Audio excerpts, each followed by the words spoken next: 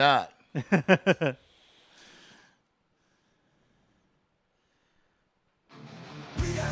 we bring the heat. Every play, every heartbeat. Alex and the guys are here. Sports like this, crystal clear.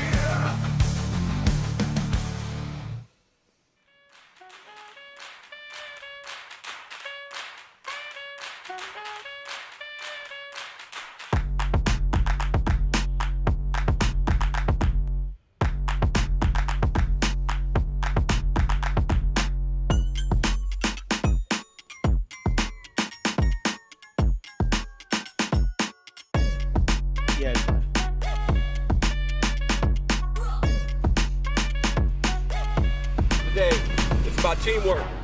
It's about working hard.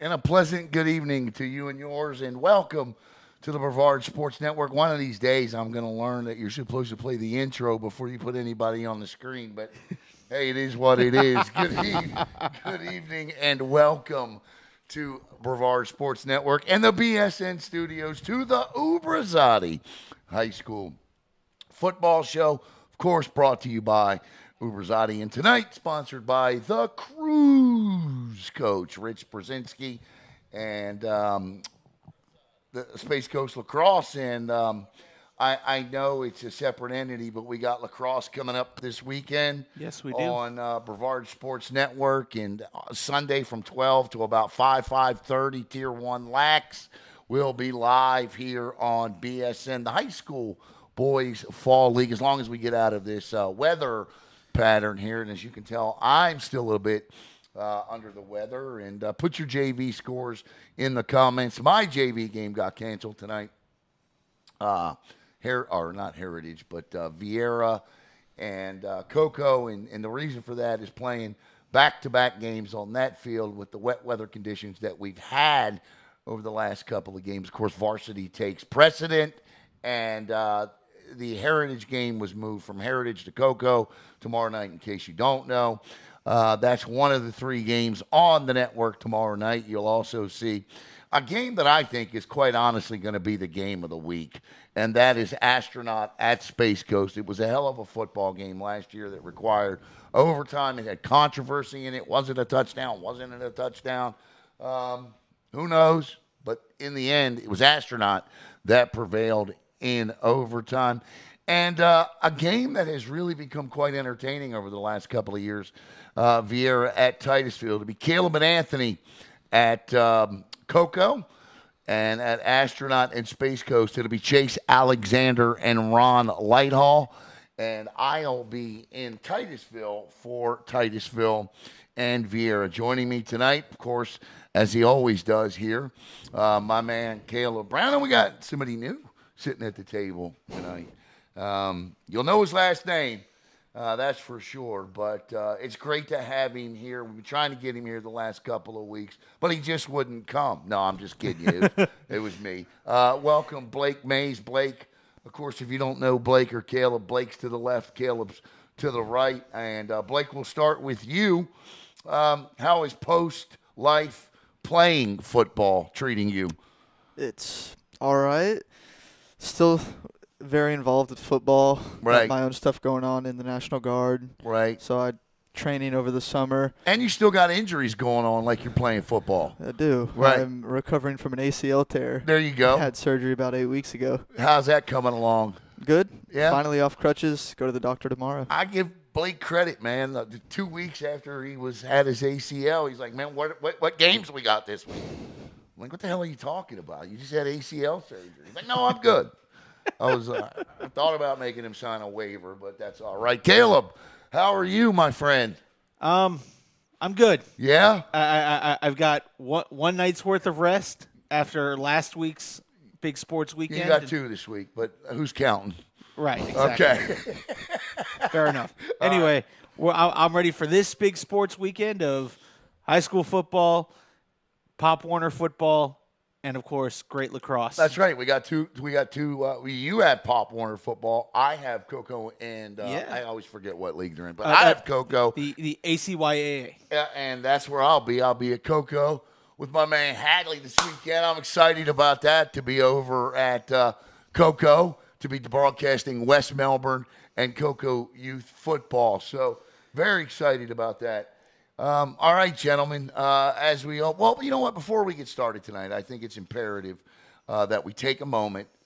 Today is of course 9/11, and we never forget 9/11. And obviously, our thoughts and prayers continue to go out for that tragic day. You two were babies, right? Well, you weren't even born, were you? Nope. That's crazy to think I'm sitting here with somebody that was not even born on 9/11. How old were you? I'm doing the math in my head right now. This could take a while. Hold on. I was born in 96, so 97, 98, You 99. were 5. Yeah. 5 years old. Not quite 5 yet. You were 4. Because when your Yeah. birthday's October, right? Yeah. Your So birthday's in October.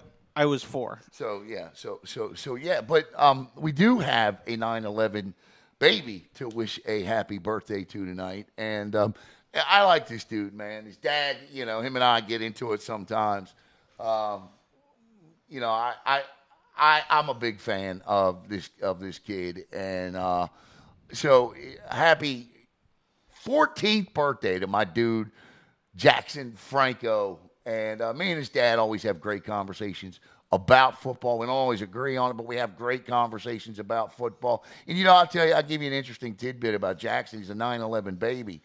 And at the time of his birth, Adam was on a actual raid in Afghanistan. Wow. And his brother Joe, Jackson was born on 9/11. His brother Joe was born on the 4th of July. So patriotic family, to say the least. So happy birthday to my man Jackson Franco. And I'll see Jackson, like I said, in action on Saturday as they take on West Melbourne. Billy Palmer, of course, president there. I really am excited to get up there. I know a lot of people you don't do youth football anymore. Well, Caleb, I have this year, and I'm going to be doing a lot more of it as we move deeper into the season. And I also want to take an opportunity to thank all of the great sponsors that have helped Brevard Sports Network continue to move forward. It's not been an easy financial year, I will tell you that. But I will say this.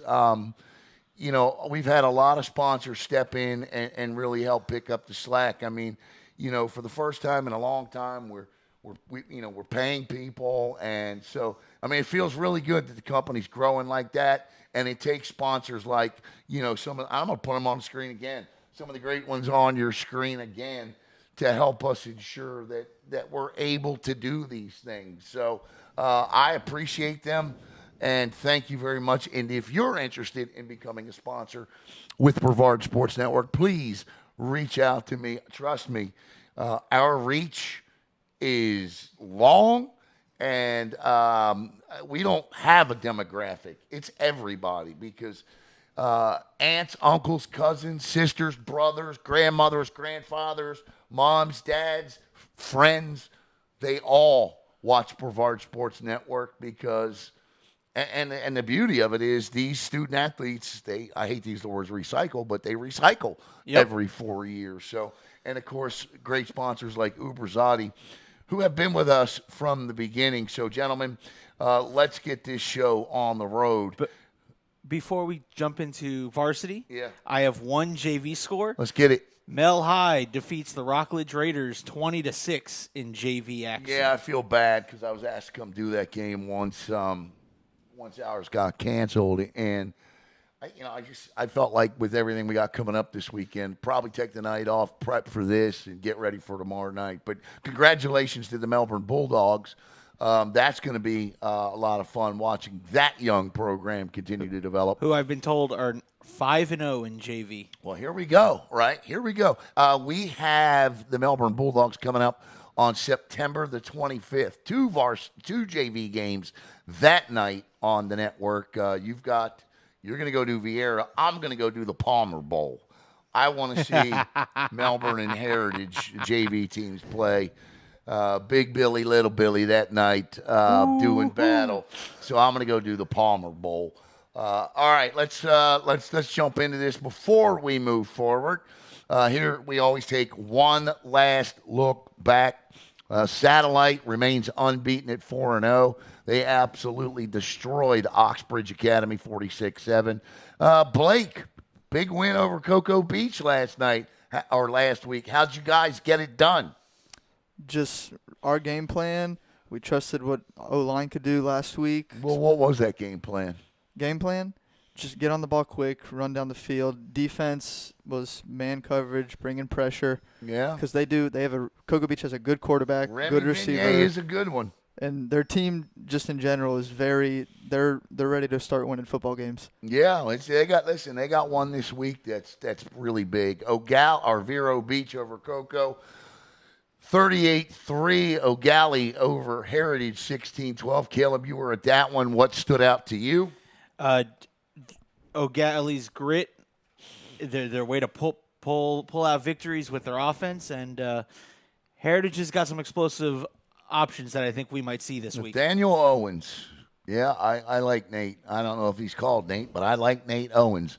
I had St. Andrews in MCC, and that was a flag fest, to say the very least. St. Andrews 21-9 over MCC. Melbourne all over University 34-16. Vieira 40-14 over Astronaut. Holy Trinity 47-0. Rico Butrage, I think is how you say his name.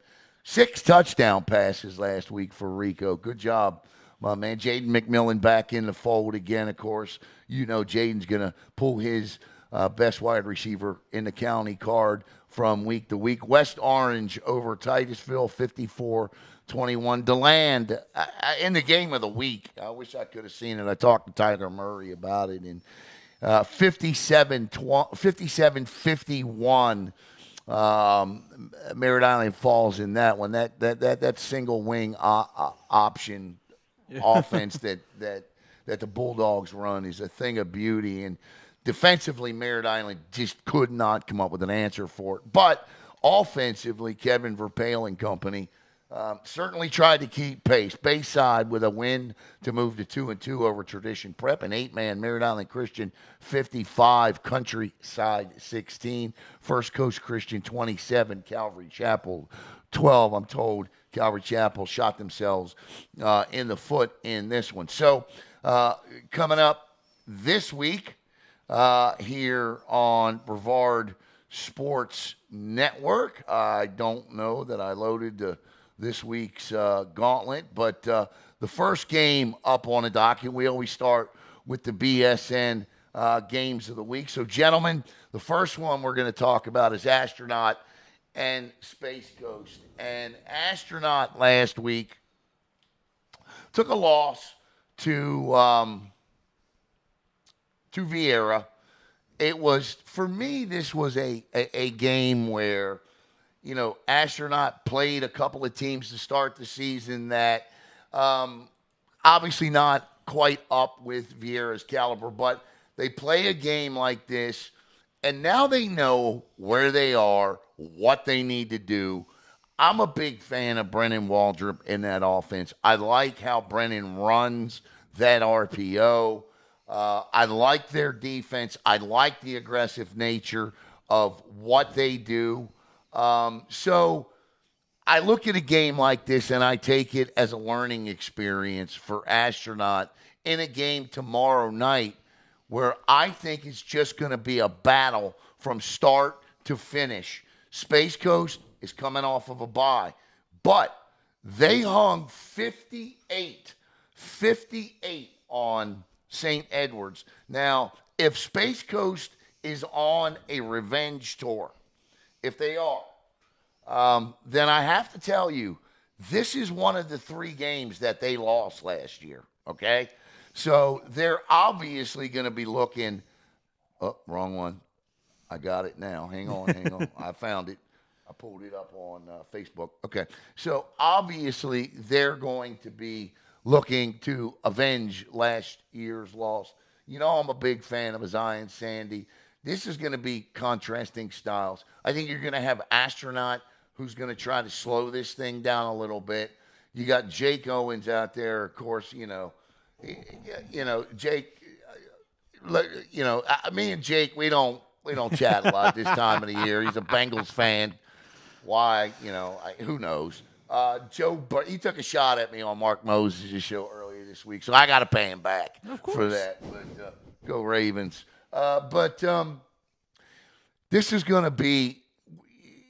I don't know if Space Coast is going to try to control tempo or time, or if they're going to take shots down the field. Knowing Coach Owens and what he's got in his quarterback, I look for the Vipers to try to take some shots down the field, and I look for Space Coast or Astronaut to try to play a physical, controlled tempo style of game. Gentlemen? All right.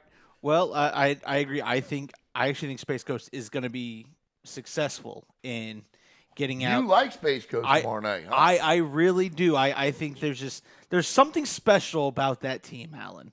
It's one of those, they have so many weapons, but you can't point to the one particular, right? Okay. There's so many weapons that you don't know who's going to go off, and I like the way that team operates. They right now seem to be firing on all cylinders.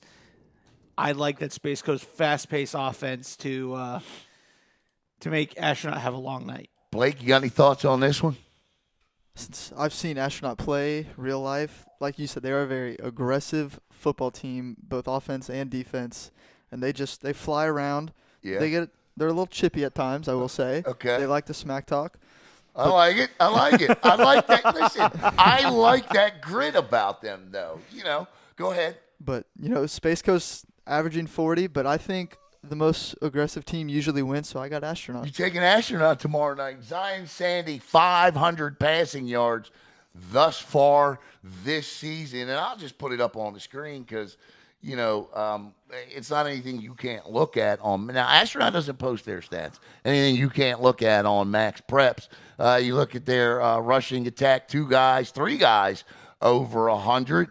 Receiving, 3 guys over 100. Junior Fighter, what a great addition Junior Fighter has been to the Vipers this year. 146 receiving yards. He's averaging 50 a game. Defensively for this team, Alex Banchowski, a sophomore, 24 tackles, 8 for a loss. 3 guys averaging 8 tackles a game. E.J. Klauser, Cook. I mean, this is going to be a fun football game. Chase Alexander, of course, and Ron Lighthall on the call. You're probably wondering who I'm going to take, huh? I'm going to take the Vipers in this one. And I think that the reason I'm picking Space Coast is because they're at home. I think they're on this revenge tour this year, okay? And I think this one goes to overtime too. I think they had the overtime game last year. I'm not looking for a low-scoring game like this was last year. I think this was going to be somewhat of a high-scoring affair, and I'll take the Vipers in this one tomorrow night. So that's the first game up on our docket tomorrow night. The game that I have tomorrow night, Vieira at Titusville. Excuse me. I wrote that there isn't generally week 4 games aren't must-win games. I know that there is still everything Titusville wants to accomplish is in front of them, okay? I know that they still have games with Merritt Island, Palm Bay, and O'Galley for the district. I get all of that. But if you look at the schedule that they play going forward, I'll pull it up here. But I feel like that if they're at home tomorrow night against Vieira, who played really well last week and putting 40 points up on Astronaut. So I kind of feel like Titusville is backed into a corner here. I feel like this is a must-win for Titus. I don't get that feeling for Vieira because, first of all, they're 2-1. But I don't know, guys. What do you guys think about this one? I think Titusville is super dangerous because they're backed into a corner. Usually they say if you back an animal, you back a man into a corner. Right. Well, that's when it becomes the most dangerous because now he's got nowhere to go. I think I like that attitude that this Titusville team is going to take, and yeah, I talked to Matt Diesel tonight, and they're not worried at all. I mean, I'm not. Let me rephrase that. They're in a good place despite being 1-2. They feel like, obviously they let one get away against Heritage, and they make a kick or make a play in that game, and instead of being 1-2, they're 2-1 because they beat Holy Trinity, and of course West Orange last week. But you can't be 1-3 with Spruce Creek, O'Galley, MCC, and Merritt Island coming up next. Because I feel like if you are, I don't think you're going into those games with the confidence that 2-2 would bring. Okay, I mean that's the obvious. Yeah. What do you say, Blake? This is a momentum game for Titusville. Obviously, 2-2 sounds a lot better than 1-3. Right. Especially going into those tough games coming up. But Vieira, they've been playing really good from Kickoff Classic and on. So, I mean, I'm going to take Vieira in this one. That's a shock. Yeah. No, I'm joking. Caleb, who you got in this one? Even after what I just said, I still like Vieira. Okay, I'll be the guy that takes Titusville in this one. I'll go with the Terriers because, like I said, I feel like they're backed into a corner. I like Jefferson and Bookhart on defense tomorrow night. I look for a combination of that wildcat that Titusville likes to run from time to time. I think we're week 4 in. I think we see their quarterback settle in a little bit more. And I just don't think Matt Diesel and company are going to let this football team drop the 1-3 with this schedule they have coming up. I mean, Spruce Creek, they're going to play a Spruce Creek team next week that's what's you look at Spruce Creek. I'm pulling their schedule up. Yeah, they're 3-0 and ranked 52 in Florida. So yeah, I'll take the more desperate team tomorrow night, which I think is Titusville at home, gentlemen. And the game that the other game tomorrow night. Of course, I'll be on the call for that one tomorrow night. The next game up. Heritage and Cocoa. Listen, Cocoa comes into this thing with a 26-game winning streak against Brevard County teams. It goes back to November of 2019. I know people are sick of hearing other people talk about it. But listen, I mean, we're talking about 26 straight games against in-county opponents. They didn't play well last week. They just didn't look good in any phase of the game last week. Offense, defense, special teams. But I think a lot of that has to be chalked up to whom they were playing. I think Vero Beach is a special football team this year. And Vero Beach didn't have their starting quarterback last week. Yeah. Their starting quarterback was out last week. So that's a good football team Jankowski's got down there this year. I mean, they've beaten both O'Galley and Vieira. But I would suspect that this week at practice, and I don't know this to be sure because I purposely stayed away from interfering or talking or trying to get any information from sources, so to speak, coaches, things like that. But I would suspect this was a different week of practice for the Cocoa Tigers in that if you're Cocoa, you don't go and do what happened last week and not make changes. So if you take a look at Coco's schedule coming up, obviously they have Heritage tomorrow. They have O'Galley next week. And then I believe they have a bye before they have to go to Norland and then host Apopka before they get into district play. So if you look at the next two teams, Heritage and O'Galley, Heritage is a team very much coming into this football game with an identity and a DNA exactly like Cocoa right now. They play defense really well, but they're struggling to score points. That touchdown that Jordan Padala hit to Nate Owens last week in that game was the first touchdown pass that they had scored in 7 quarters. So both of these teams are coming in with similar DNAs, all right? But if I were Coco this week, I'm going up against 2 teams that don't throw the football a whole lot. Obviously, O'Galley doesn't have Joseph Allen, and they're running around in a Wildcat package right now back there with Xavier Larice and Xavier Corbin, the X Factors. I suspect tomorrow night they're going to have to throw the ball a lot more against TFA, and we're going to get to that in a minute because I don't think winning ugly is going to get it done against the 9th-ranked team in the state tomorrow night, but we'll get to that.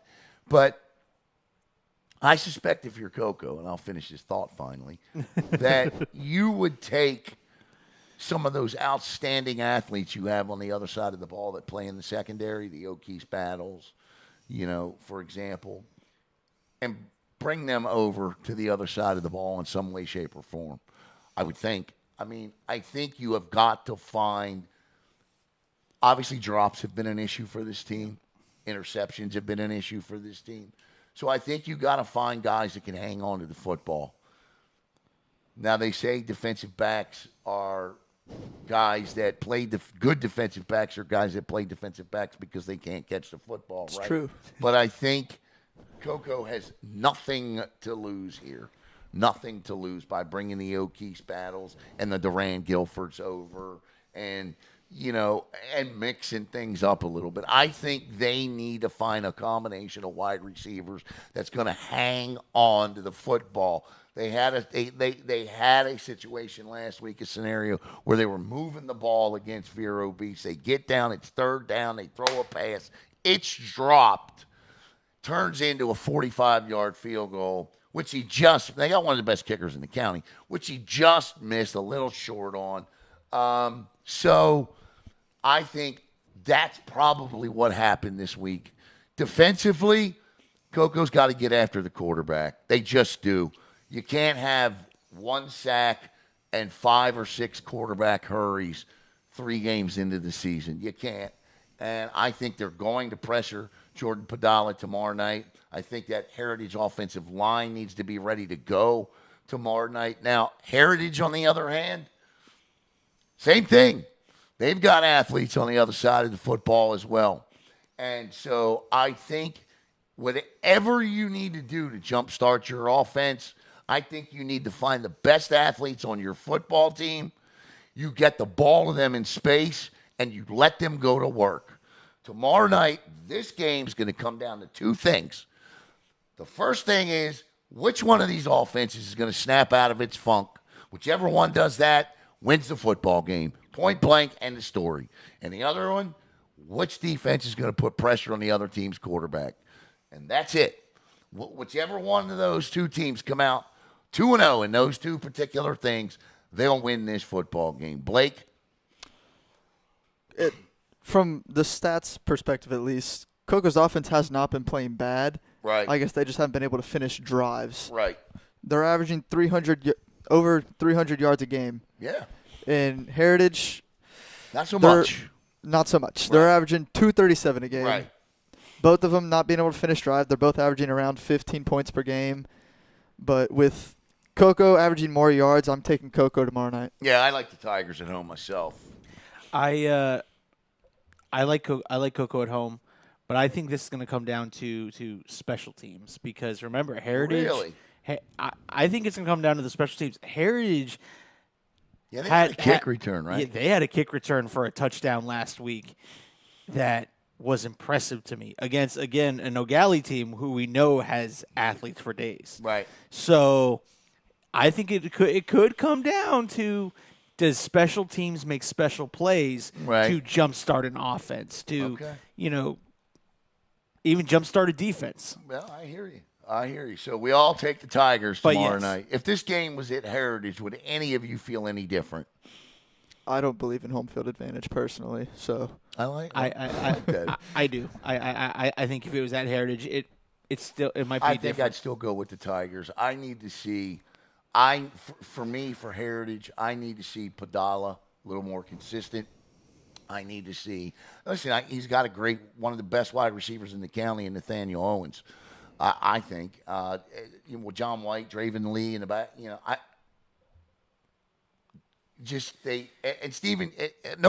Stephen Hughes will get it fixed. Tomorrow night's a tough test. And here's the other thing, too.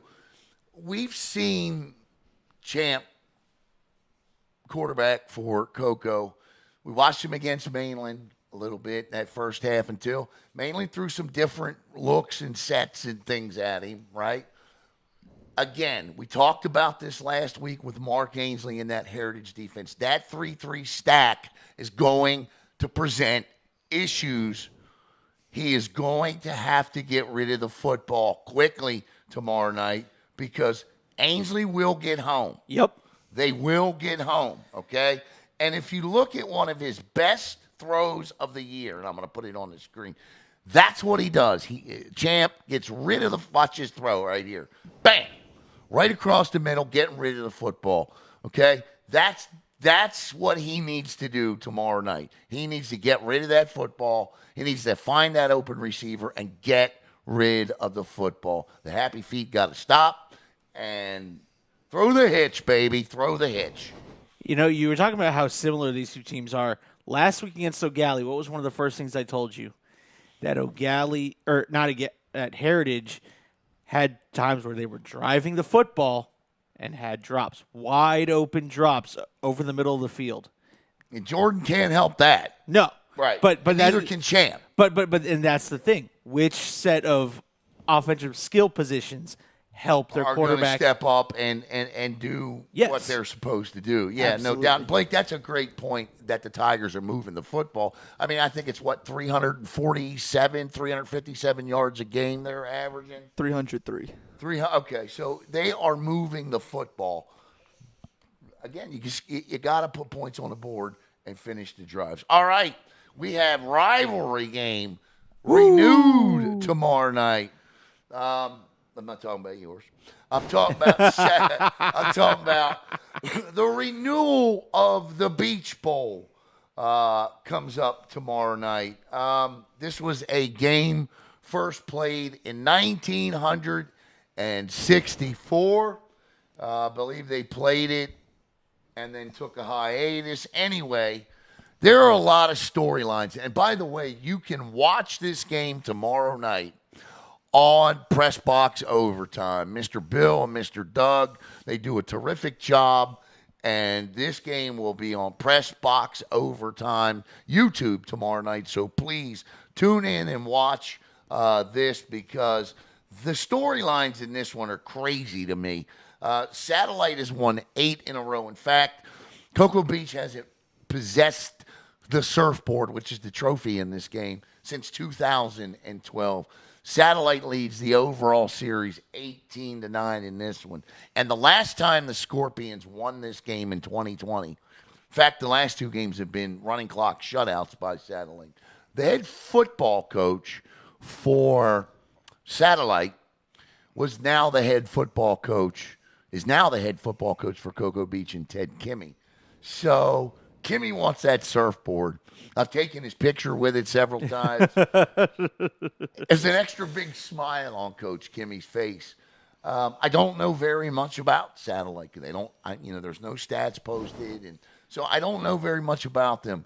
But what I do know is that they've taken very well to the SSAA, and I think this is a great thing.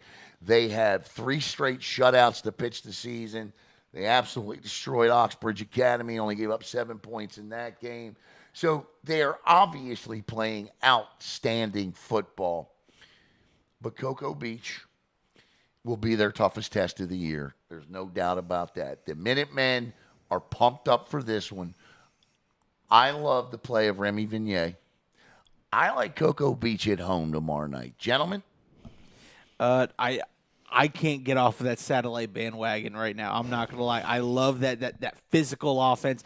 They are bought into that Dan Burke system to a T, and they are executing everything they need to again, seeing them in person has left that impression on me. I love the way they have. That's right. That's right. You guys did yes. their game. So right? and right, the- right. the- Okay. Uh-oh. there's a grit. See, There's y'all a know something grit I to this don't. satellite. There's a grit to this satellite team that they've been missing for a while, and again, they're drinking the Kool-Aid of one. You Dan drinking Burke. that red Kool-Aid, Art? Blake, you drinking that red Kool-Aid? I think this game comes down to quarterback play. They both have good quarterbacks. Brody Grennan for Satellite. No. No? Who'd you say? Is it not Brody Grennan? Bro, Brody. I thought you said Grantland. I'm sorry. No. Go ahead. Brody Grant. Right. Go ahead. He's a good quarterback. He's good. He can carry out a fake, throw the deep pass, throw the short route. He's making the right plays. But I also saw Remy Vignier right. last week, and he's a good quarterback. He is a good quarterback. They spread the field out. He throws where got the ball good needs to go. command. He does. But I'm going to take Satellite in a very close game tomorrow. All right. I like Coach Kimmy and Cocoa Beach tomorrow night. You guys like Satellite, right? My good buddy Eric Natwick, of course, of Natwick Insurance, another Brevard Sports Network co-sponsor. He's not re-upping after I just picked Cocoa Beach. And I'm sorry, Eric. My apologies, man. My apologies. I don't know if I got a chance to tell you. So in that kickoff, the classic game we did, I finally met him for the first time. Did you? I did. Great dude. He walked up and hey, and I'm like, hey. Eric is a great guy, man. Everybody else's best interest at heart. And Satellite's been very fortunate to have him, Natwick Insurance, all of it. And I know we've been blessed to have him a part of Brevard Sports Network, and we appreciate. Probably one of the biggest reasons also Jackson is up at UF too when he got Jackson. Mr. Natwick made sure Jackson had a visit, didn't he? Yeah, oh yes he did. All right, let's get to back to the next game up, Holy Trinity at Bayside. I think Holy Trinity. Listen, I don't know much about Bayside. We got to get down there and do a game or two. But I know Holy Trinity's got Jaden McMillan back. I like Rico. They have another receiver who's outstanding. Of course, you got Oliver Esmo. I always butcher his name. I'm gonna call him Oliver E. and Hayden Argo over there. I like Holy Trinity in this one tomorrow night. I just do. I just think that this Holy Trinity team. Yeah, the move to the SSA. I think Holy Trinity has a chance to win an SSAA championship too. I like Holy Trinity tomorrow night. This is a big SSAA battle tomorrow night. These are two SSAA teams that both will be in the SSAA playoffs.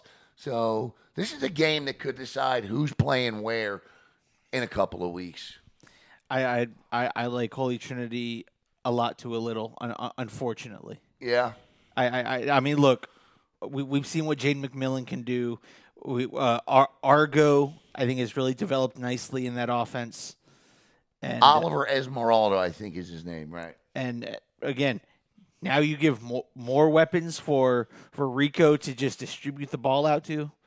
There are going to be a lot of teams that are going to have trouble. He's one of the most underrated passers in the county. Rico is. Blake, what do you say about this one?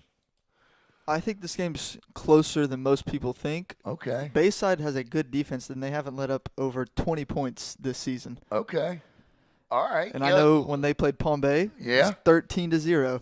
Okay. So I do think Holy Trinity wins, but I do think it is a low-scoring game. All right. Well, I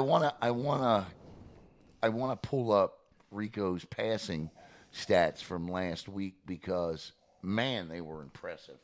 I mean, if we were doing offensive and defensive players of the week, he'd be our offensive player of the week. So far this season, now this says through 3 games, he's got 853 passing yards, 10 touchdowns, and 2 interceptions. And on the receiving side of the equation, Jaden McMillan, 233 receiving yards and 4 touchdowns. He's second on the team. How about a sophomore? Aaron Raines, 12 catches, 257 yards, and 3 touchdowns. Hurley Brown's got weapons down there. And, of course, defensively, We talked about defensively, but and I think it's worth mentioning. We have to mention senior Kriston Gibson because Gibson plays both sides of the ball. He leads the team in tackles with 30. He's got 2 tackles for loss. Oliver Esmal Zadea so far this season having a great year as well. 16 tackles. We talked about Hayden Argo, 14 tackles. Drew Zabinski, 14 tackles. So this is a very talented football team, and I'll take them tomorrow night. You like Bayside? Holy Trinity. Holy Trinity. I'm still taking Holy Trinity. You like Bayside? The Holy Trinity. Oh, okay, so Holy Trinity sweep across the board. You were talking about Rico's stats last week. 16 of 21 for 367 yards, 6 TDs. 6 touchdowns last week. Yeah, so he had himself quite a week last week. So back to the schedule. And so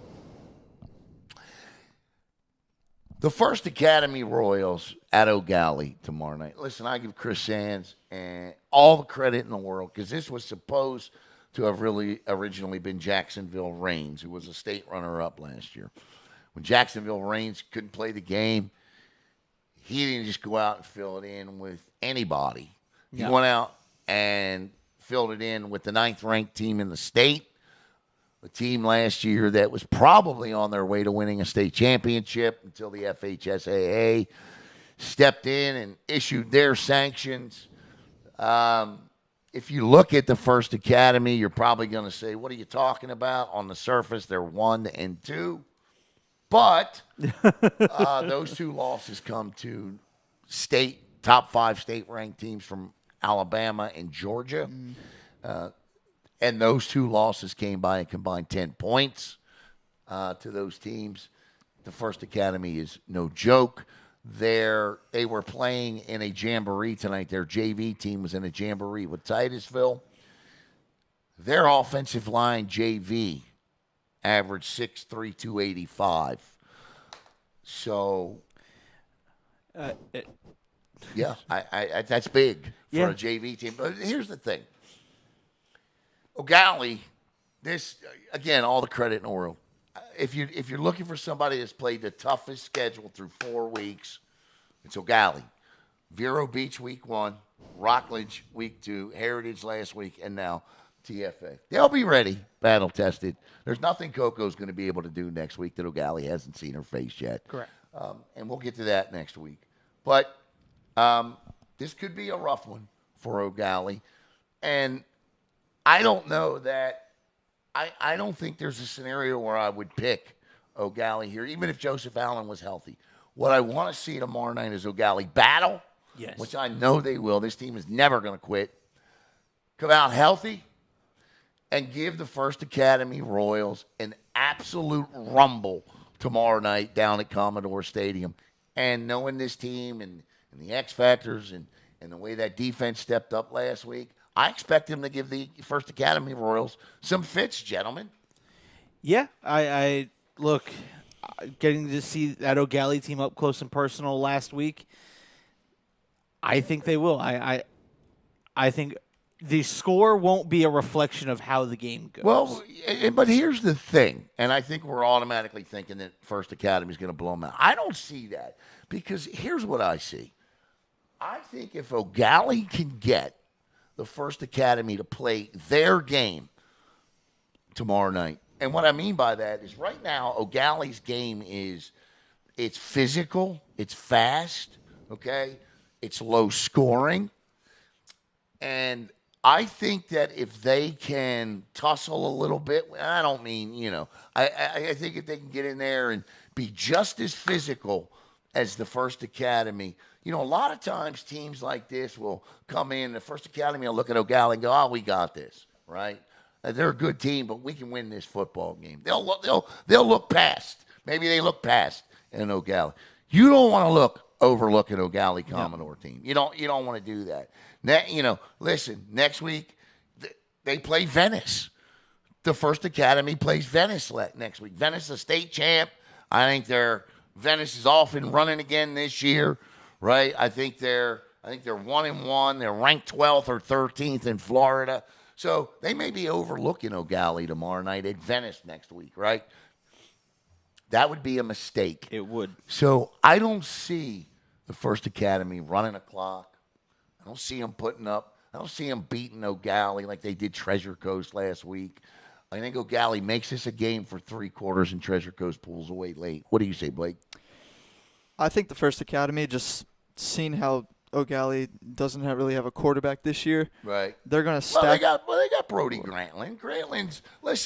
Grantland gets reps, and I want people to know this is a talented quarterback, and I don't mean to cut you off, but they do have a quarterback, and he's a good one. He just needs to get some reps. Go ahead. I just mean they favor the run very much. They average 248 yards a game.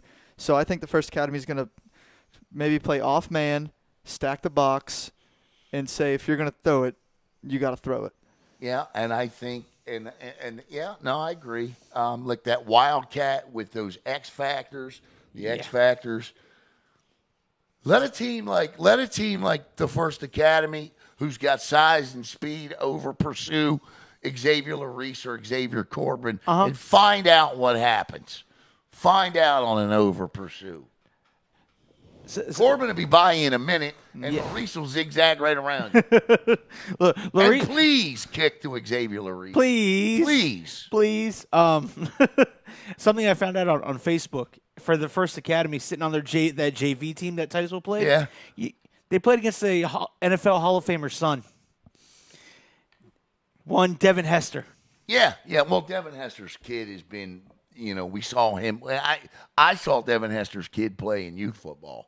I saw him play over in that Cam Newton tournament. Jackson saw him play, too. Jackson Robb. Final thoughts on this one? I'm going to take the First Academy. Caleb? First Academy. All right. Back to the scoreboard here, or back to the thing. Palm Beach Christian in Melbourne. Melbourne. Yeah, Melbourne. This will be a run. I think Melbourne wins this one in a running clock, and I think the Bulldogs bounce back nicely last week against University. Man, they've got. For as much as we talk about Xavier Corbin, we need to equally shine the light on Tyrese Jefferson, the freshman there. This kid is absolutely amazing. And I've watched his highlights, and I love watching him play. And of course, the Halls, all of, we constantly talk about Melbourne and their 41 freshmen coming in, but man, they are paying dividends. They've got a great mix of veteran leadership. The game that I'm really, really looking forward to this year is that district showdown at Vieira with Vieira in Melbourne.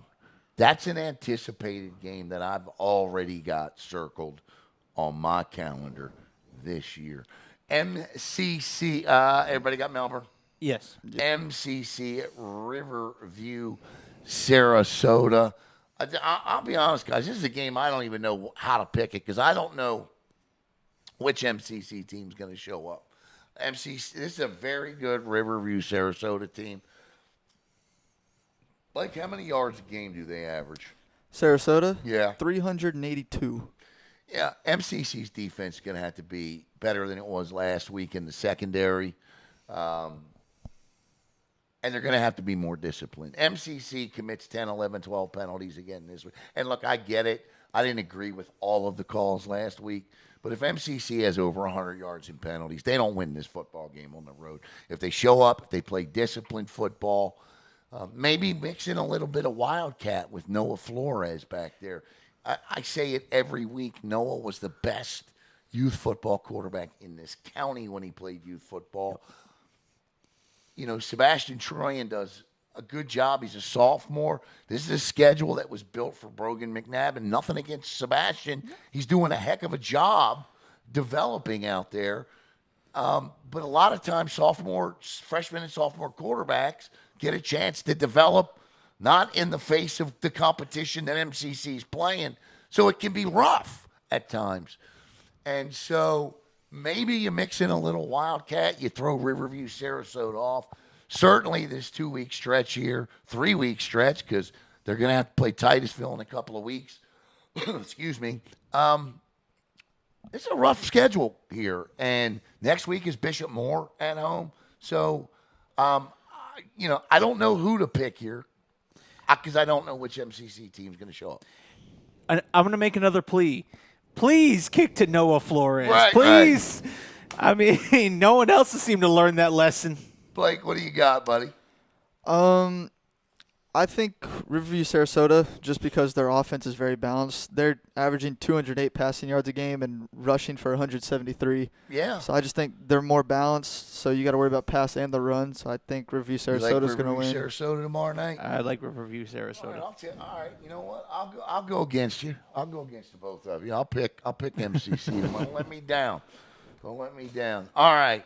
The next game, not that big a deal. Nah, I'm kidding with you, Blake. Yeah. The next game up on the docket is our first district game of the week.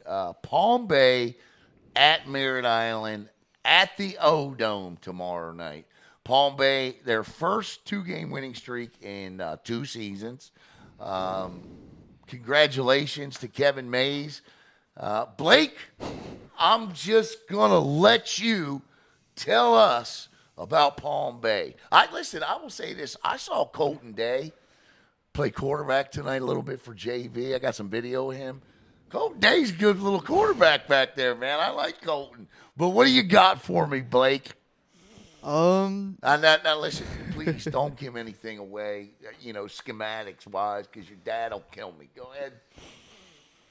We've just been building on the last couple of weeks, especially after the astronaut game, that was a rough game for us. Right. But we've been building, getting better week by week. What do you like the most? Like what do you see that week in and week out that continues to get better for this football team?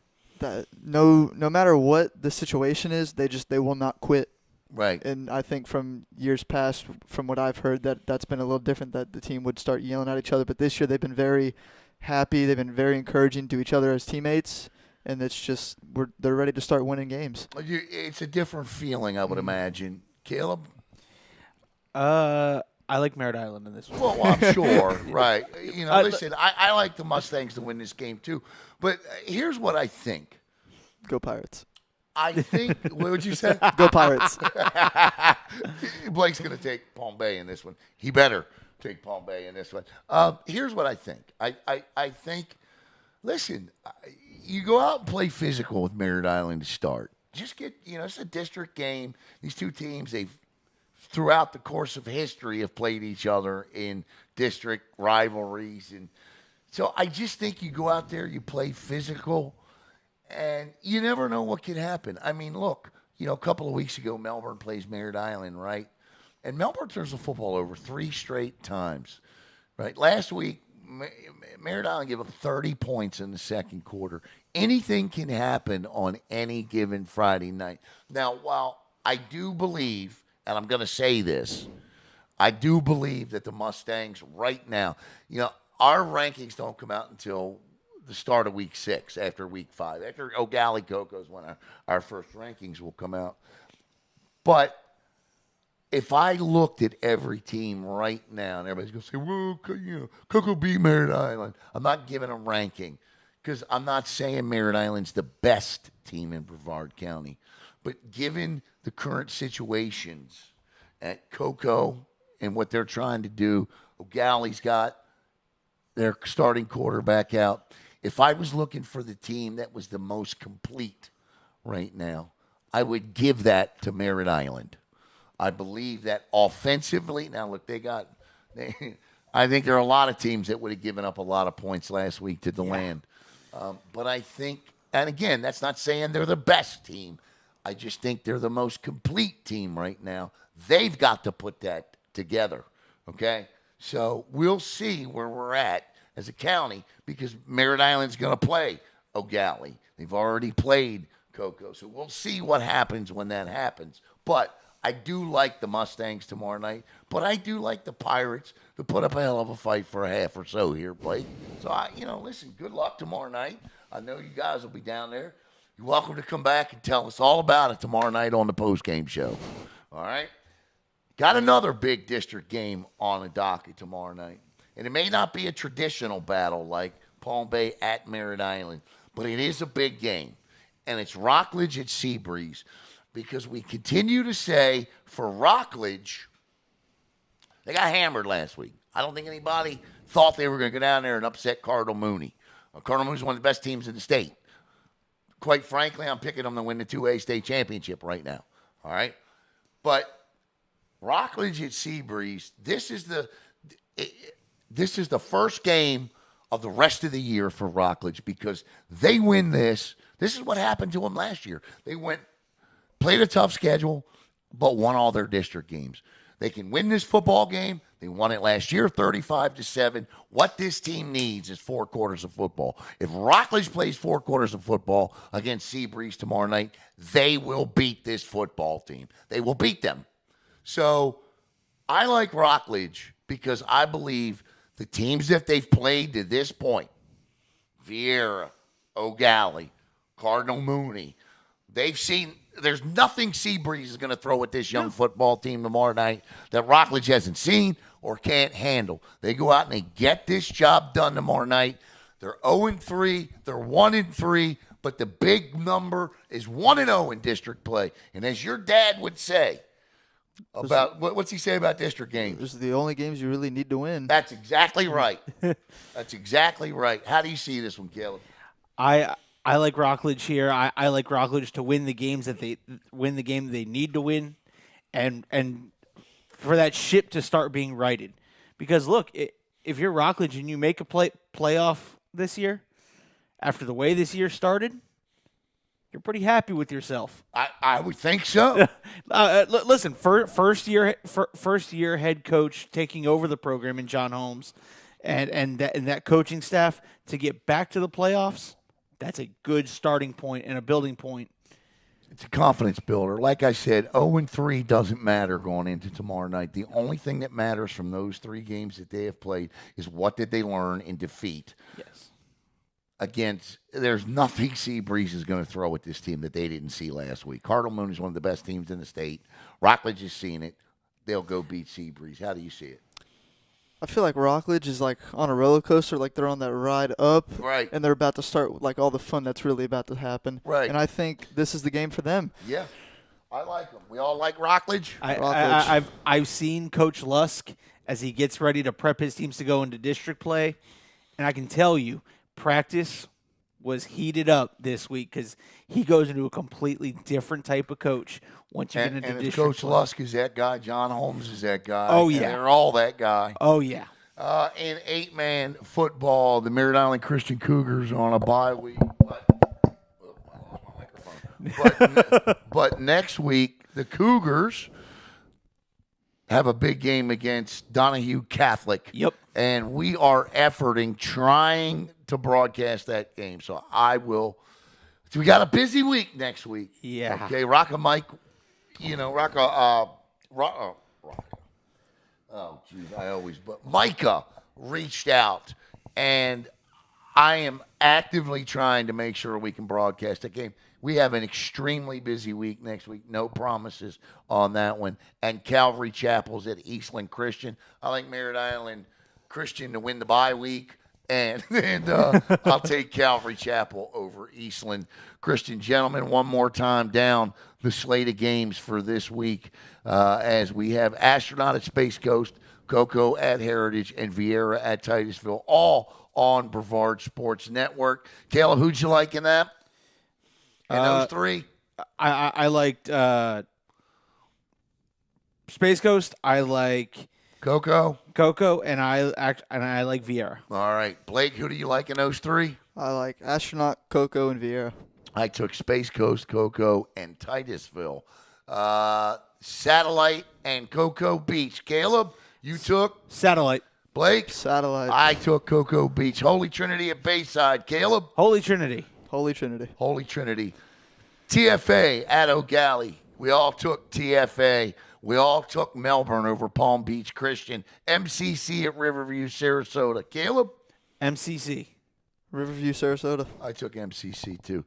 Palm Bay at Merritt Island. I think Blake, you were out of this one, but Caleb and I took Merritt Island. Rockledge at Seabreeze. We all took Rockledge, and we're all taking Calvary Chapel. Final thoughts Caleb. Let's see. I mean, Is it parity or is it something else? What do we got going on? Because I'm going to give you my opinion on this. I think we got some. I think we got some parity. I do. Right. What do you say, Blake? I mean, we have never seen a first 4 weeks of high school football look like we see it right now in quite a long time. There's always been a clear-cut 1 or 2 in this county. That's not the case this year. What are we seeing? Just competitive football. We got a lot of rivalry this week and a lot of district play. So I think everyone's going to come out with something to prove. I think what we're seeing is a perfect storm of a couple of things. I think we are seeing, first of all, I think for the first time in a lot of years, not a lot of years, for the first time since the transfer policy came into effect, we are, check the audio, make sure since my microphone fell that we're still good. So what I think we're seeing is, I think we're seeing a perfect storm start with the transfers. So, over the last, since this law went into effect, generally the transfers gravitate to 1, 2, at most 3 schools, right? Now what we're seeing is a lot of these transfers gravitating throughout the county. They're spread out everywhere. No longer do freshmen have to sit behind juniors. If a freshman is good enough to play, their families are looking at around the county, where can I go and play immediately?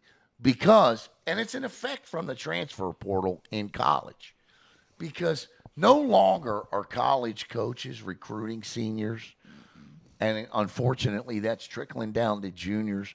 Your looks, your offers, they all start coming freshmen, sophomores, right? So it's imperative that these kids are getting on the fields of play earlier and earlier if they have the talent to do it.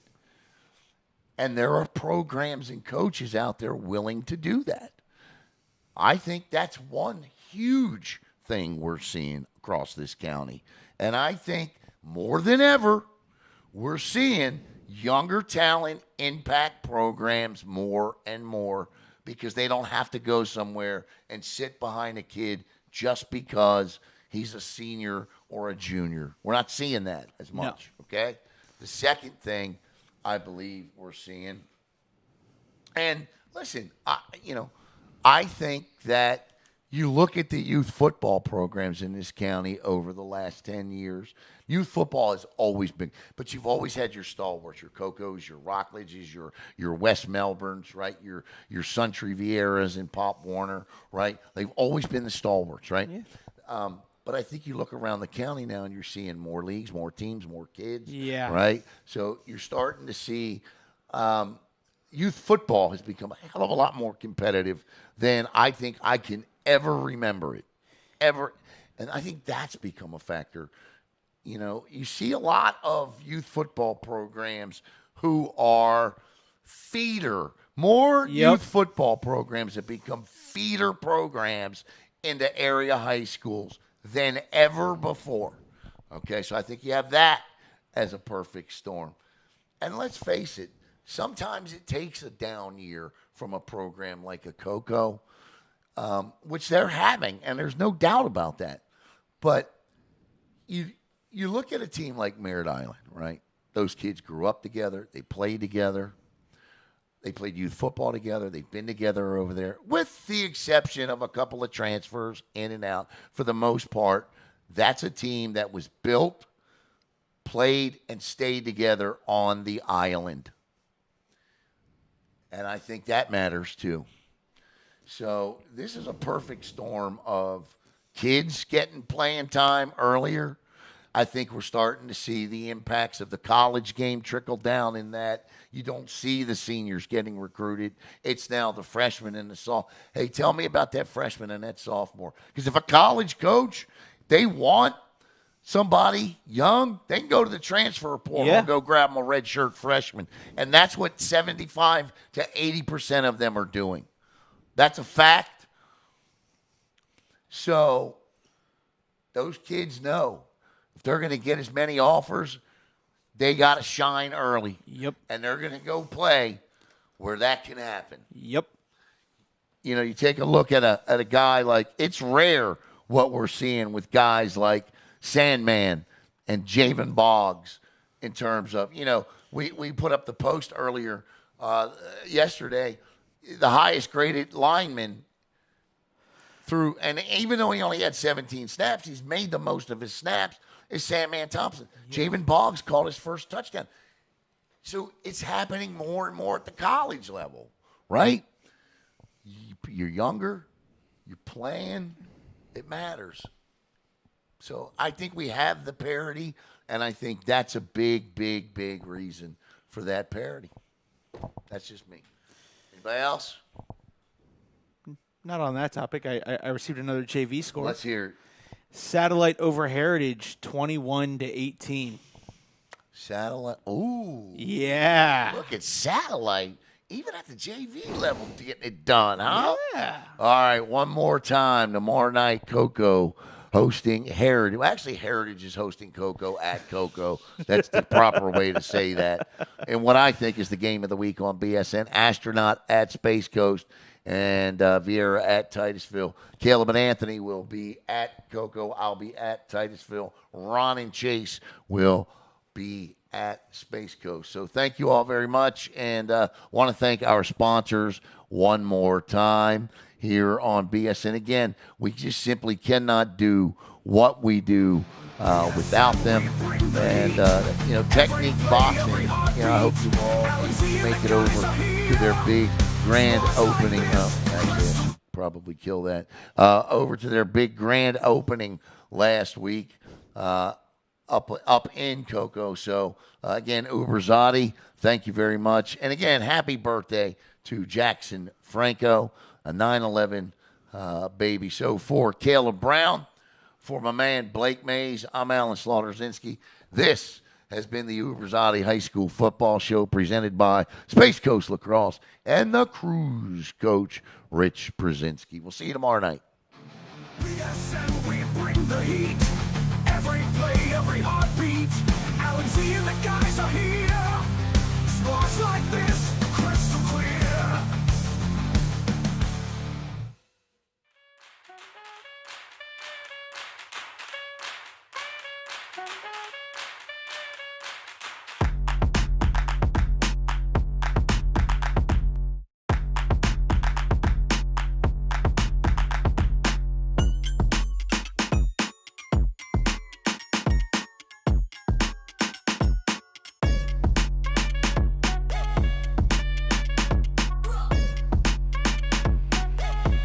Today, it's about teamwork.